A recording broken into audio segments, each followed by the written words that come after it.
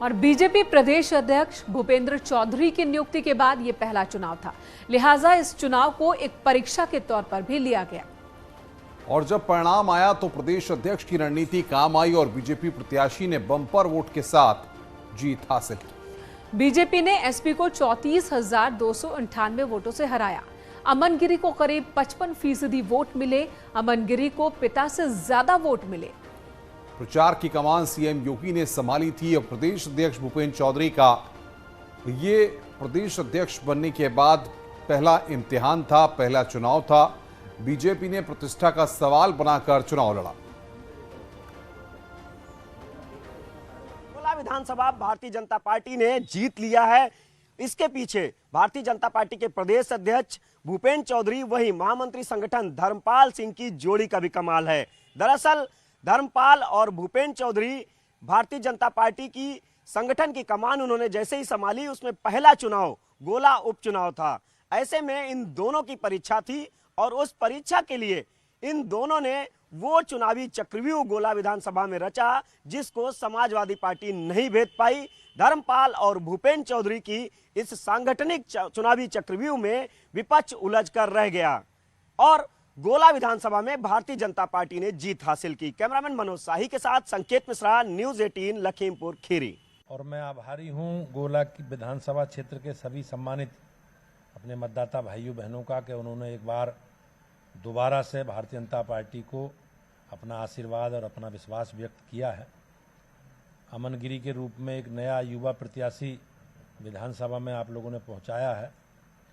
मैं आभारी हूं और उनका भी अभिनंदन करता हूं, भारतीय जनता पार्टी के असंख्य कार्यकर्ताओं का जिन्होंने रात दिन एक करके अपनी बात जनता के बीच में, अपना पक्ष जनता के बीच में रखकर अब भारतीय जनता पार्टी के पक्ष में मतदान करने की अपील की। और मुझे आज इस बात को कहते हुए खुशी है कि पिछली बार से भी बड़े जनादेश के साथ गोला उपचुनाव का विधानसभा का चुनाव भाजपा जीती है। और हम सब लोग मिलकर जनता की क्षेत्र की जो अपेक्षाएं हैं वो 100% पूरा करेंगे, सबको साथ लेकर चलेंगे। गोला विधानसभा क्षेत्र की बेहतरी के लिए काम प्रदेश की सरकार माननीय मुख्यमंत्री जी के नेतृत्व में करेगी। भारतीय जनता पार्टी का संगठनात्मक एक सशक्त स्ट्रक्चर पूरे प्रदेश में खड़ा है। आज सभी बूथों में भाजपा के कार्यकर्ता हैं।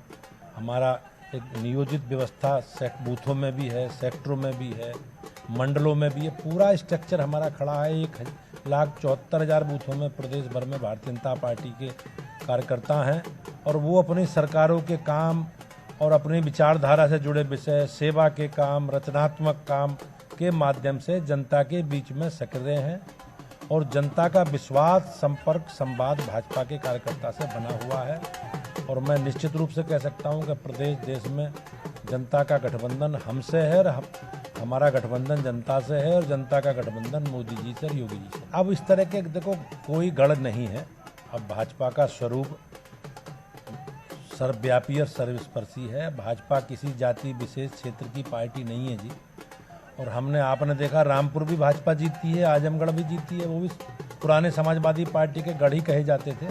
तो अब गढ़ कुछ नहीं है जी, अब सब गढ़ भाजपा के हैं और भारतीय जनता पार्टी के साथ मोदी जी के और योगी जी के साथ प्रदेश देश की जनता खड़ी है।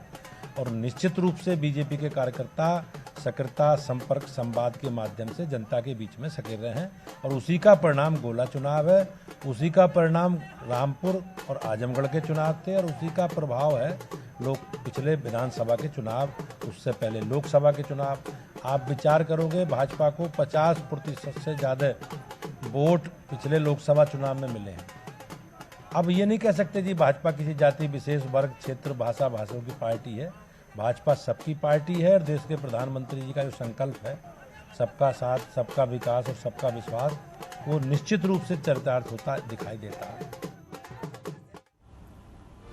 गोला उपचुनाव हारने के बाद अखिलेश यादव ने बीजेपी पर गंभीर आरोप लगाए। उन्होंने लिखित बयान जारी कर कहा, जीत के लिए बीजेपी छलबल का हथकंडा अपनाती है। निर्वाचन आयोग पारदर्शिता बनाए रखने में सफल नहीं हुआ। बीजेपी लोकतंत्र को भी दागदार बनाने पर तुल गई है। तो आरोप एक बार फिर समाजवादी पार्टी की ओर से लगाए गए। और इस चुनाव में लोकतंत्र की मर्यादाएं तार तार हुई हैं। गोला गोकर्ण चुनाव में कदम कदम पर धांधली हुई। मतदान परिणाम से पहले बीजेपी ने जीत का दावा किया। प्रशासनिक तंत्र ने बीजेपी कार्यकर्ता के रूप में काम किया है। समाजवादी पार्टी के समर्थकों को प्रताड़ित भी किया गया, ये आरोप भी लगाए गए। एक तरफ सरकार चुनाव लड़ रही थी, एक तरफ समाजवादी पार्टी का कार्यकर्ता। तो आप लोग जिस तरह चुनाव लड़ा, आपके सपा अध्यक्ष नहीं आए, क्या लगता है उससे कुछ फर्क पड़ा? उससे कोई फर्क नहीं पड़ा, क्योंकि माननीय अखिलेश यादव जी का एक कार्यकर्ता अखिलेश यादव है, इसलिए उसमें कोई फर्क नहीं पड़ा। क्योंकि सरकार ने जो भय का माहौल व्याप्त किया था, जो भय का माहौल बना, उससे हम लोग चुनाव हारे हैं। 2024 का इलेक्शन में आने वाला आप सेकंड रनर पर रहे, क्या कहेंगे उससे? अब उसकी नई निर्णय राष्ट्रीय अध्यक्ष जी बनाएंगे, उस पर जो भी वो समीक्षा करेंगे, जो भी निर्णय देंगे उसके लिए हम लोग।